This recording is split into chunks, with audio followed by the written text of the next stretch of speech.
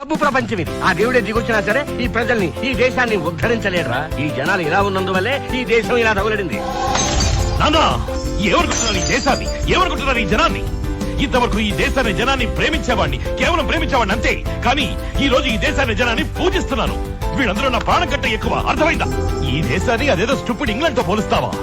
ఇలాగే ఇంగ్లాండ్ లో రౌడీలు ఇంట్లో గొడవ చేస్తుంటే ఆ ఏరియా వాళ్ళు రాత్రులు చేస్తుండేవాళ్ళు, గొడవ చేస్తుండేవాడు. అని చూడు, ఈ దేశ సత్ప్రజలను చూడు, ఎలా నిచ్చున్నారో చూడు.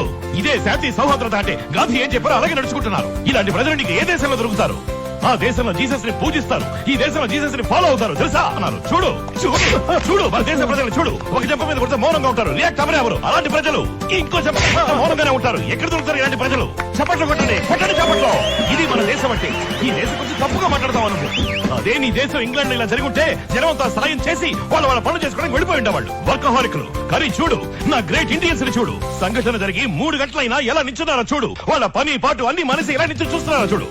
వీళ్ళకి ఏ పనులు లేవనుకుంటున్నావా నువ్వు? తమ పనులన్నీ వదిలేసి నిర్వికారంగా, నిర్భావంగా, నిర్లిప్తంగా, నిర్వీర్యంగా, నిస్సహాయంగా ఎలా నిల్చున్నారో చూడు. వీళ్ళు ఇండియన్స్ అంటే, గ్రేట్ ఇండియన్స్ అంటే. మా నాన్న ఇండియన్స్ తింటున్నాడు. చూడండి సమర్పదల్ని కాల్తో కొట్టినా కూడా, కాల్తో కొట్టి కూడా కాళ్ళే పట్టుకుంటారు.